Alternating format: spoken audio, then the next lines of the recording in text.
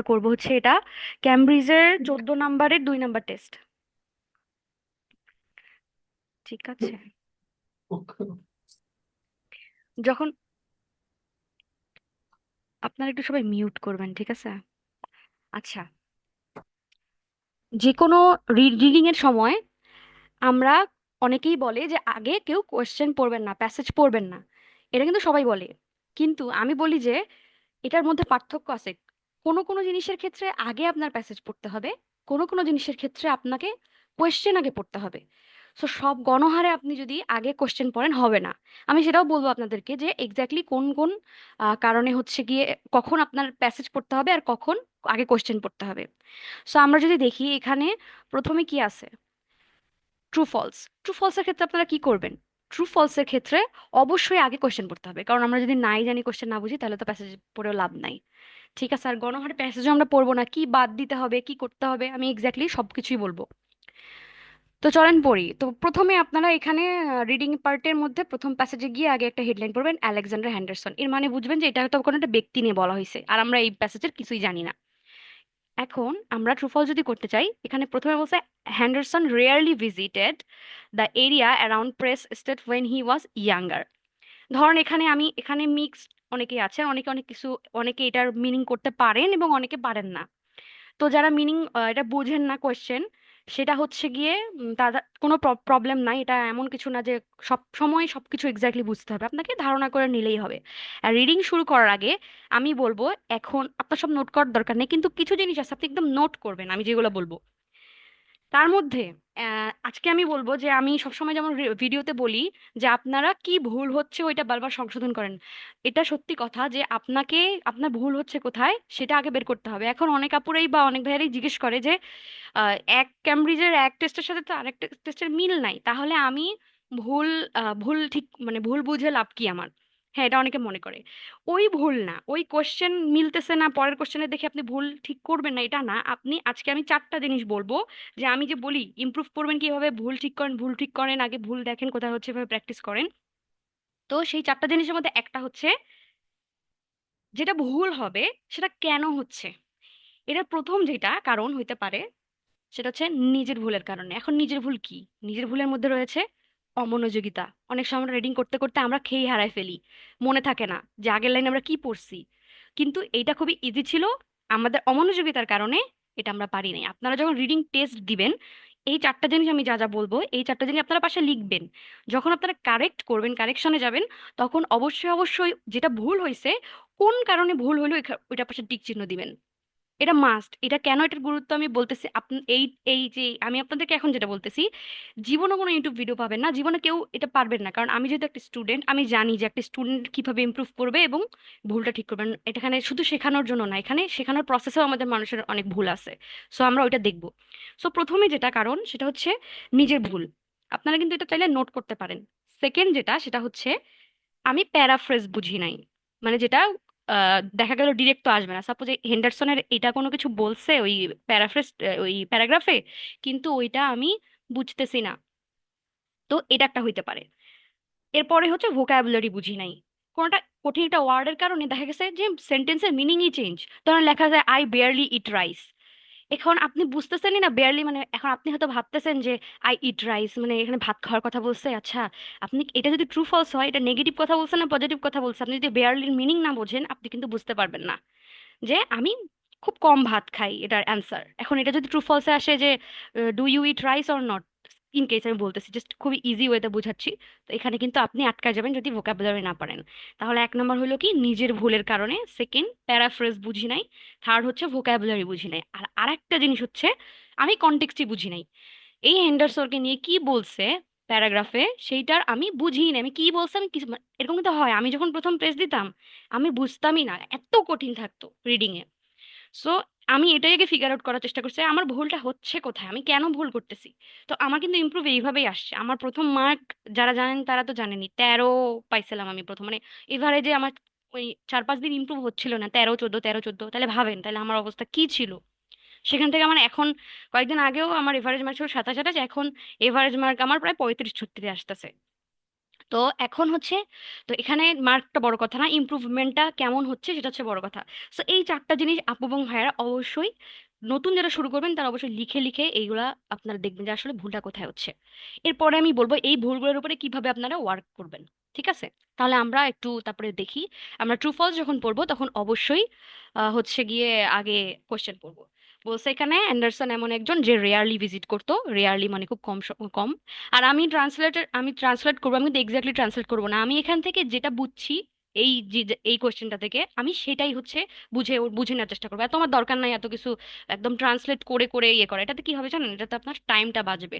কারণ আপনি, অনেকে কি করে, আমি হচ্ছে 2-3 জনের যখন ক্লাস নিয়েছি তখন ওরা এভাবে পড়ে, হেন্ডারসন রেয়ারলি, রেয়ারলি মানে হচ্ছে কম কম, ভিজিটেড দ্য এরিয়া, ভিজিট করছে কিছু এরিয়া অ্যারাউন্ড প্রেস এস্টেট, এভাবে এভাবে পড়লে তো আপনার হচ্ছে এইভাবে ইয়ে করে ট্রান্সলেট করে করে পরে, কিন্তু ট্রান্সলেট করার দরকার নেই এখানে। জাস্ট আপনি এটা থিমটা নিবেন যেখানে কি বলছে। সো কিছু এরিয়া ভিজিট করছে যেটা হচ্ছে সে সে যখন ছোট ছিল। আসেন এখন আমরা দেখি যে এখানে আসলে এই টাইপের কিছু বলছে কিনা, আমরা কিভাবে পড়বো। So Alexander Henderson was born, আচ্ছা স্কটল্যান্ডে জন্মেছে, was the son of a successful merchant. Successful মার্চেন্টের একজন, ওর বাবা ছিল একজন সাকসেসফুল মার্চেন্ট। হিজ গ্র্যান্ডফাদার, আচ্ছা গ্র্যান্ডফাদারকে নিয়ে বলছে, had founded the family business বানাইছে আর কি। And letter become the first chairman of national bank of Scotland. আচ্ছা ব্যাংক রিলেটেড কিছু বলছে, তো ওখানে চাকরি করতো। আমি এক্স্যাক্টলি আমি এখন যে সেভাবেই আপনাদেরকে বলতেছি যেভাবে আমি নিজে করি। ঠিক আছে, সো এত, আমি বারবার বলি তো ট্রান্সলেশনের দরকার নেই। The family had extensive, so আপনার এই একটু কঠিন মনে হয়েছে এই ইয়েটা, extensive land holding in Scotland. তারপরে besides its residence in Edinburgh. Its residence হচ্ছে, রেসিডেন্স মানে জায়গা, কোনো একটা জায়গার কথা বলছে যেখানে ওরা থাকতো আর কি। রেসিডেন্স মানে নিজের থাকা জায়গা। ইট ওন্ড প্রেস এস্টেট, সো যেই জায়গাটা প্রেস এস্টেটের ছিল। 650 acre of farmland about 35 mile south east of the city. আমার এই অ্যান্সারটা কিন্তু এর মধ্যেই আছে। ঠিক আছে, এর মধ্যে এই, আপনারা কিন্তু এক্স্যাক্টলি বুঝতে পারবেন যে কোন লাইনের মধ্যে অ্যান্সার আছে, কিন্তু ধরতে পারবেন না যে আচ্ছা, তো আচ্ছা এটার কারণে এটা আমি দিবোটা কি, এক্স্যাক্টলি কি হবে। তারপর আমরা যদি এর আশেপাশে কয়েকটা লাইন পড়ি, the family often stayed at press castle, ওই ফ্যামিলিটা কিছু সময়, অফেন বলছে স্টেড অ্যাট প্রেস ক্যাসেলের কাছে থাকতো। The large mansion on the northern edge of the property and much of his childhood in the area. So সে কিছু তার চাইল্ডহুডের কিছু সময় সে ব্যয় করছে এই জায়গায়। So playing on the beach near, fishing in the streams nearby, so মাঝে মাঝে আর কি ও মাছ টাছ ধরতো। Even after he went to school at on the scars of Edinburgh. So return to Press at weekend. এখানে হয়েছে। এখন এই যে আমরা পড়লাম, অনেকে আপনাকে বলবে স্কিপ করতে, স্কিম করতে। হ্যাঁ, আমি বলবো কি, আপনি স্কিম সবসময় স্কিপ করবেন না।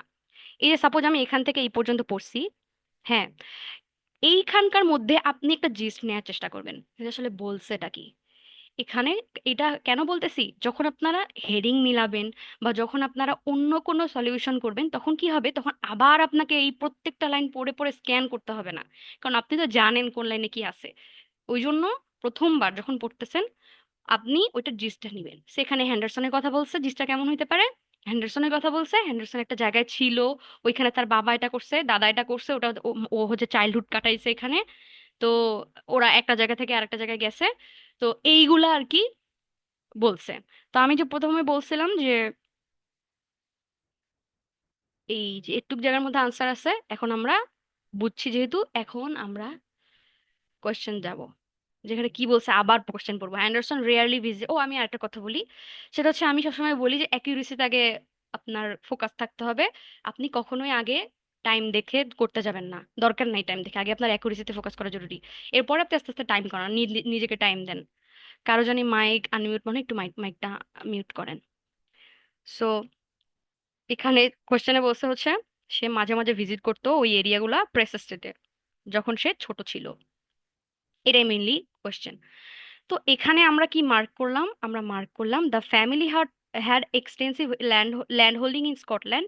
Besides resident in Edinburgh, it owned press. এটা কিন্তু এডেনব্রা, আমরা এটা আমি নিজে আগে এডেনবার্গ বলতাম। এটা আমার কেন ঠিক হয়েছে, কারণ আমার ফেভারিট ইউনিভার্সিটি হচ্ছে ইউনিভার্সিটি অফ এডেনব্রা, যার কারণে আমি এটা জানি। সো এটা এডেনবার্গ না, এডেনব্রা। So it own Press estate acres of farmland about 35 miles south of the city. So এখানে অনেকগুলো কিন্তু জায়গা বলছে, যে অনেকগুলো জায়গা, এই জায়গা দেখে কনফিউজ হওয়া যাবে না। আপনি ওই যে জিস নিবেন, জিস নেওয়ার পরে ওইটা অ্যান্সার করবেন। তো এখানে the family often stayed at press Castle, সে মাঝে মাঝে ওখানে থাকতো। The large mansion on the northern edge of the property, so ওইখানে থাকতো। সো এই কোয়েশ্চেনের অ্যান্সারটা হবে হচ্ছে ফলস। সো কেন ফলস হবে? কোয়েশ্চেনে আমাদের বলছে যে মাঝে মাঝে চাইল্ডহুড ভিজিট করতো ওই জায়গাগুলা, কিন্তু এখানে এখানে আপনার আছে ও তো ওখানে থাকতোই, অফেন স্টেড, ভিজিট করার কথা কোথাও বলা হয় নাই। যার কারণেই অ্যান্সারটা হবে ফলস। যদি এখানে বলতো যে ওরা ওখানে মাঝে মাঝে যাইতো প্রেস ক্যাসেলের ওখানে, তাহলে এখানে ওই উত্তরটা হয়তো ট্রু। কিন্তু এখানে ওরা বলছে যে often stayed at press Castle, the large mansion on the, এখানে মেনশন টেনশনের কথা বলছে। সো এখানে spend much of his childhood in the area, সে তার জীবনের অনেক অংশ এখানে কাটাইছে। সো মাঝে মাঝে না, সে জীবনের অনেক অংশই কাটাইছে, স্পেন্ট মাচ। ঠিক আছে। আমি অনেকে হয়তো বা একটু বিরক্ত লাগতে পারে যে আমরা তো এগুলো জানি, তো আমি আর কি সবার জন্যই বলতেছি এগুলা, যাতে সবাই একটা জন নতুন যে শুরু করে নাই সেও যাতে এই জিনিসগুলো বুঝতে পারে।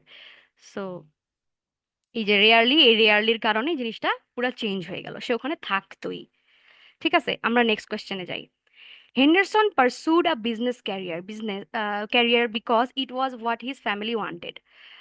হেন্ডারসন কি হেন্ডারসন হচ্ছে চাইতো একটা বিজনেস ক্যারিয়ার, কারণ career because it was what his family wanted, কারণ ওর ফ্যামিলি ওইটা চাইতো, সে ওটা চাইতো বিজনেস করতে, ওর ফ্যামিলি ওইটা চাইতো। আসেন তো দেখি এখানে আমরা পড়ি যে এখানে আসলে কি এই টাইপের কিছু আছে কিনা। আমরা কিন্তু আগে জানছি যে ওর ফ্যামিলি বিজনেস ছিল, কিন্তু এটা কিন্তু আমরা জানি। ঠিক আছে। আচ্ছা, নেক্সট। ওকে। নর্মালি কি হয়, আশেপাশেই কিন্তু থাকে। হ্যাঁ, আমরা এই যে এই পর্যন্ত মনে হয় পড়ছি স্ট্রিমস নিয়ে, বা আচ্ছা এবার পড়ি। Even after he went to school at, আচ্ছা স্কুলে গেছে আউটস্কার্টস অফ এডেনব্রা, আউটস্কার্ট মানে আশেপাশে, হ্যাঁ মানে সে এডেনব্রার আশেপাশেই তার স্কুল ছিল, এটা বলছে। Henderson return to press at weekend, আচ্ছা আসছে, আসলো। তারপরে অ্যাপ্রেন্টিসশিপ, এরকম অনেক কঠিন পাবো আমরা ভোকাবুলারি। আমি কিন্তু এটা করি না, এটা হচ্ছে আমি এর টেস্টের আগ পর্যন্ত করছি, বাট এই টেস্টটা করি নাই দেখে এটা আমি নিছি।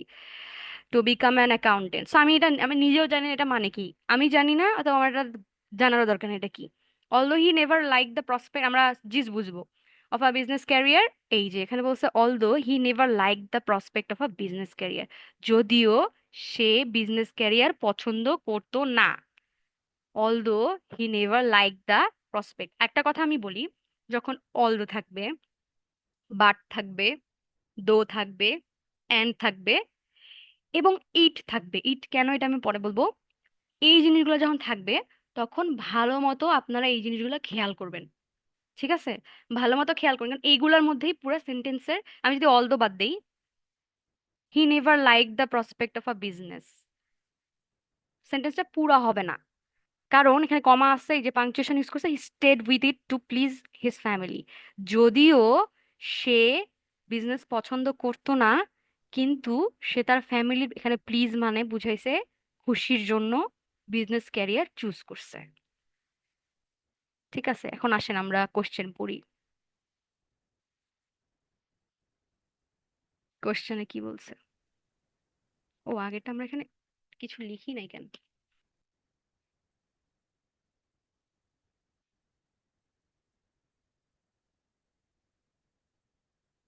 ওকে।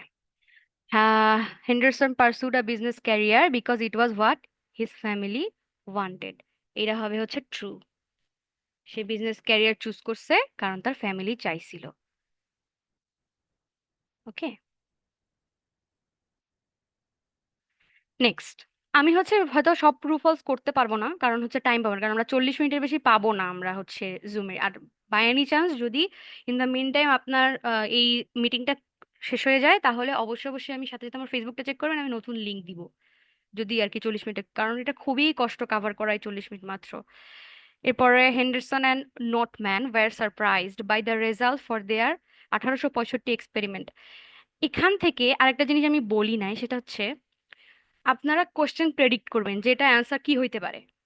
ঠিক আছে।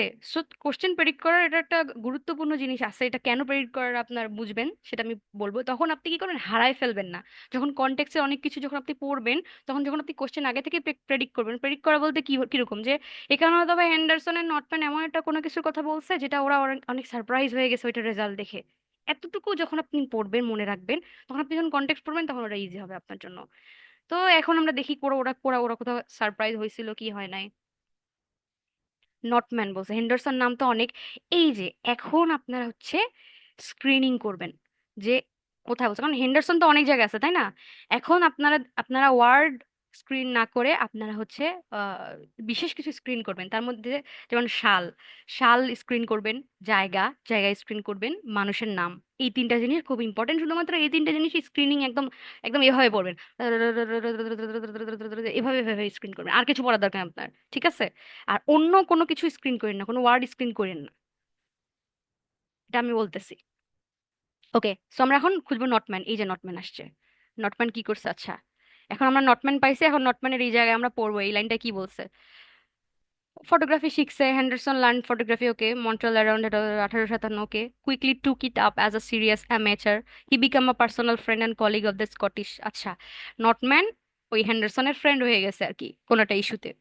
The two men made a photographic excursion of Niagara falls, তার নাইজেরিয়া ফলসে গেছিল এবং একটা ফটোগ্রাফিক এক্সকারশন করছে, মানে আর কি ভ্রমণ। নাইজেরিয়া ফলে গেছে এবং দে cooperated on experiments with magnesium flares as a source of artificial light in 1867. So আমরা যদি এই লাইনটা যদি আমরা বলি, যে এখান থেকে আমি বলছি আগেই যে জিস্ট কি বের করতে হবে। সেখান এই লাইনের জিস্ট হচ্ছে এরা হচ্ছে একটা জায়গায় এক্সকারশনে গেছিল নায়াগ্রা ফলসের কাছে। ওইখানে গিয়ে ওরা একটা এক্সপেরিমেন্ট করছে। কি এক্সপেরিমেন্ট করছে? Magnesium flare, magnesium with magnesium flare as a source of artificial light. So magnesium flare দিয়ে একটা ওরা কোনো আর্টিফিশিয়াল লাইট নিয়ে আর কি একটা ইয়ে করছে আর কি, এক্সপেরিমেন্ট করছে। এতটুকুই জিস্ট, আমার আর কোনো কিছু বোঝার দরকার নেই। They belong to the same societies and were among the founding members of the art association of Montreal. So যখনই আমাদের একটা খুব ইম্পর্টেন্ট জিনিস হচ্ছে নট গিভেন, অনেকে বোঝে না যে নট গিভেন জিনিসটা আসলে কিভাবে আমরা বুঝবো। এই এন্ডারসনের এই সরি এন্ডারসনের কি কি নাম ছিল, নটম্যান, নটম্যানের এই লাইনটা কিন্তু দেখা যাবে যে এর মধ্যেই আছে। যদি না থাকে ওই রিলেটেড কোনো কিছু, তাহলে কিন্তু নট গিভেন হবে। আপনার এই ধরেন আপনি একটা লাইন পড়ছেন, এখানে নটম্যানের ওই রিলেটেড কোনো কথাবার্তা, কিন্তু আপনার এখানে আপনার আফসোস হবে যে পুরাটাই পড়ি যদি না থাকে ভিতরে, যদি না থাকে যে আপনি এগুলো পড়তেছেন। না, সেগুলো আপনি কখনোই পড়বেন না। আপনি যদি এখান থেকে যদি নটম্যান থাকে তাহলে আপনি দেখবেন যে এই দুই তিন লাইনের মধ্যে আপনার আনসার আছে। সো আপনার অনেক দূর যাইতে হবে না। অনেকে কি করে, গিয়ে কি করে, টাইম নষ্ট হয়, জাস্ট পড়েই যায় পড়ে যায়, যদি মিস করে যে ভয়ে যে নট গিভেন যদি থাকে, নট গিভেন যদি থাকে। সো আমরা এটুকের মধ্যেই কোয়েশ্চেনের আনসার আছে। সো কোয়েশ্চেনের অ্যান্সার, আমাদের কোয়েশ্চেনটা কি ছিল, যে ওরা দুইজন মিলে একটা নতুন কিছু দেখে অনেক অবাক হয়ে গেছিল, যেটা একদম ভাবতেই পারে না এমন কিছু। তো এটাই আর কি। তো এখন they cooperate on experiments with magnesium, দিয়ে এক্সপ্লেন করলো। They belong to the same society, okay, same সোসাইটির মধ্যে থাকে, were among the founding members of the arts association, art অ্যাসোসিয়েশনের কথা বলছে। হেন্ডারসন এখানে অ্যাক্টেড অ্যাজ চেয়ারম্যান, চেয়ারম্যান হিসেবে ছিল। First meeting which was held in Notman studio, so ওদের যে স্টুডিওর মধ্যে ছিল। তো এখানে কোথাও কিন্তু এই জিনিসটা নাই যে আসলে কোনো এক্সপেরিমেন্ট করছে কিনা, ওরা তো জাস্ট ঘুরতে গেছে, কোনো এক্সপেরিমেন্ট বা এরকম কোনো কিছু করে নাই, বা এই ধরনের কোনো কিছু না। তো তাইলে এটা কি হবে, তার মানে এটা এখানে নাই ওইরকম কিছু একটা যে যেটা দেখে ওরা অবাক হয়ে গেছে, যেটা দেখে এটা হয়েছে সেটা হয়েছে, এরকম কিছুই নাই। তা যখন নাই হবে তখন সেটা হবে not given.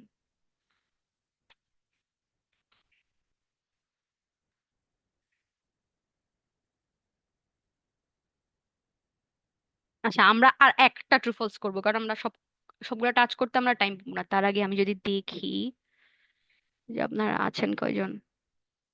Okay,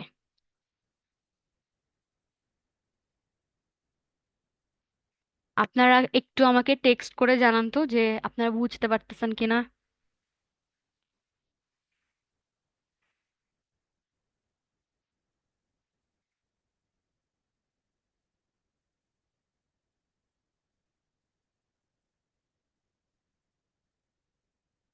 okay, thank you.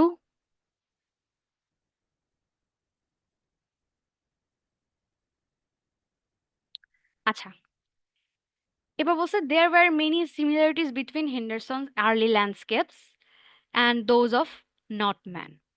So এরকম আমরা অনেক সেন্টেন্স পাবো, যে সেন্টেন্সগুলোর আগাও পাবেন না, মাথা পাবেন না। দেখেন, আমি যদি এমনি ধরেন আমি একজন এভারেজ মানুষ যে কিছুই জানি না, আমি এত আইএলটিএস বুঝি না, এটা দেখে আমি কি বুঝছি? দেয়ার ওয়ার মেনি সিমিলারিটিস, যে কোনো সিমিলারিটিস হতে পারে হেন্ডারসন আর নট, হেন্ডারসনস আর্লি ল্যান্ডস্কেপস, এটা পৃথিবীর কোনো শক্তি আছে যে একজন যে আইএলটিএস জানে না, পারে না, পড়তে পারে না, কোনো কিছু বুঝে না, সেই এটা বুঝবে? হ্যান্ডারসনস আর্লি ল্যান্ডস্কেপ বলতে কি বুঝাইছে? এটা কিন্তু বুঝবে না। ওই যে মনে আছে আমি চারটা বলছিলাম যে নিজের ভুলের কারণে প্যারাফ্রেজ বুঝি নাই, কোশ্চেন বুঝি নাই, বুঝছেন তো? আপনি যদি এটা না বুঝে আপনি যদি ভুল করে দেন, যে কোনো ধরেন একটা যে কোনো কিছু দিলেন যেটা ভুল হয়েছে, আপনার কিন্তু একটা কারণ একটা হইতে পারে যে আমি কোশ্চেন বুঝি নাই। যখন আপনি আপনি নিজে নিজে ওয়ার্কআউট কর, এটা ফিগার আউট করার চেষ্টা করবেন যে কোশ্চেন বুঝেন নাই কেন, তখন দেখবেন যে আপনি তখন হয়তো বা বুঝবেন যে আমাকে তাহলে আরো বেশি বেশি করে রিডিং পড়তে হবে, অনেক বেশি বেশি করে কোশ্চেনের। এটা আপনি ধরেন গুগল ট্রান্সলেটরে দিয়ে দেখলেন যে আসলে এটার কি আনসার, তখন আপনি ওইগুলোর উপরে কাজ করবেন।